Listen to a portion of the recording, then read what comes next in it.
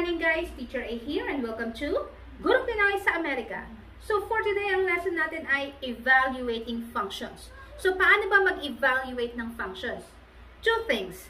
So una, i-evaluate natin yung function given yung value mismo ng x. And then yung pangalawa, i-evaluate natin yung function given yung value ng f of x. So magbibigay ako ng tig-isang example doon sa dalawa. So let's start with the first one. So, number 1, ang function natin ay f of x is equal to x squared minus 3x, wherein ang ipa-plug in natin ay 5. So, we have here f of 5. So, kapag ganito yung nakita nyo, it means lahat ng nasa loob, lahat ng x, ay papalitan natin ng number na nasa loob, which is 5. So, itong x na to magiging 5, itong x na to magiging 5, itong x na to magiging 5. So, solve natin. So, f of x, palitan, gawin natin 5, equals x na naman. So, that means, i-plug in natin yung value, which is 5. Then, copy yung exponent. Minus, copyahin si 3. And then, another x, plug in the value, which is 5. Yan. Then, solve natin yung right side. Just bring down f of 5 is equal to 5 squared means 5 times 5, and that will give us 25. Minus 3 times 5 is 15. So, therefore, f of 5 is equal to 25 minus 15 is 10. So, yan ang ating sagot. F of 5 is equal to 10. Now, second case. So, ang given natin for number 2, f of x is equal to x squared minus 3x when f of x is equal to 4. So, this time, given ay value ng f of x, eto. So, therefore, kung ano yung f of x sa function natin, ipa-plug in lang natin yung value which is 4. So, simulan na natin. So, f of x. So, palitan, gawin siyang 4. Equals, papalitan ba to? Hindi, kasi x lang siya. So, just bring it down. X squared minus 3x. There. Now, solve natin yung value ng x. So, para ma-solve yung value ng x, i-equate natin to sa 0.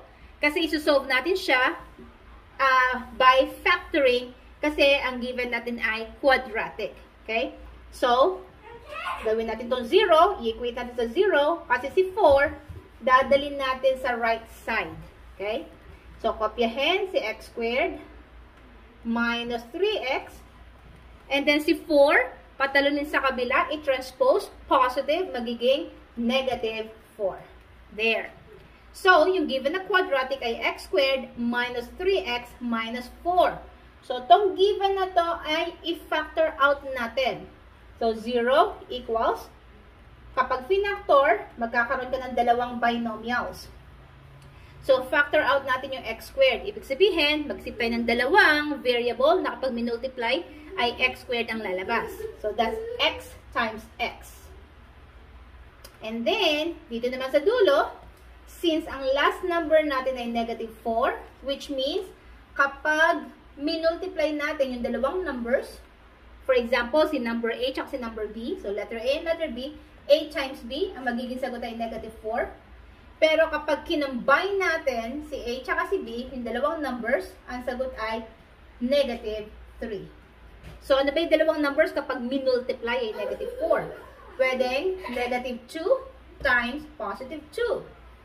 But, kapag kinombine, negative 2 plus 2 is 0. So, therefore, hindi ito. What else? So, negative 4 times 1. So, negative 4 times 1 is negative 4. And then, negative 4 plus 1 is negative 3. Therefore, ito yung dalawang factors natin. So, x, and then negative 4, that means minus 4. And then x, we have your positive 1, therefore, that's plus 1. Okay? Now, para ma-solve yung value ng x, paghiwalayin natin yung ating mga factors. I-equate natin sila both by 0. So, x minus 4 is equal to 0.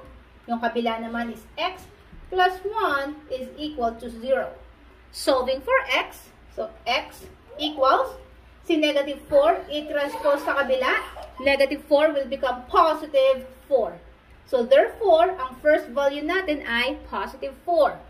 Yung kabila naman, x equals, si positive 1, i-transpose sa kabila. Kapag nag-jump tayo over sa equal sign, i-change yung sign, positive will become negative. So, therefore, ang sagot sa number 2 ay x equals 4 and x equals negative 1. So, that's it. So, kung may natutunan kayo sa ating video for today, kindly give me a like para share to ni YouTube sa iba. Sensya na, meron akong background na noise. Mga anak ko, maiingay. So, kung bago kayo sa aking channel, kindly subscribe para updated kayo sa mga videos na gagawin ko. And if ever na meron kayong request, kindly send me a picture of your module para magawa natin ang video. Okay? That's it for today. See you on my next video. Paalam!